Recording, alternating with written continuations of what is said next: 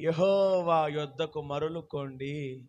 ఎందుకు దేవునికి దూరంగా బ్రతుకుతారు? బైబిల్ చెబుతుంది, యెహోవాను విడిచి వేరొకరిని వెంబడించు వానికి శ్రమలు ఏమవుతాయి?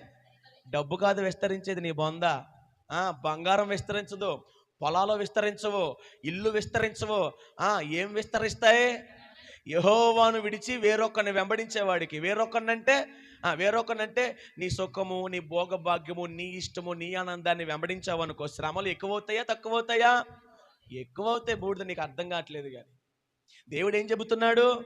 అమ్మా, నాన్న, అయ్యా, తమ్ముడు, చెల్లి, అక్కో, నా మాటినో, యెహోవా యొద్దకు మల్లుకో, దేవుని దగ్గరికి రా, నేను బాగు చేస్తానంటున్నాడు.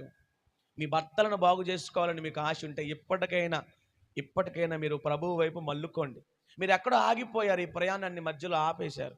ఆ ఆగిపోయిన ప్రయాణాన్ని మరల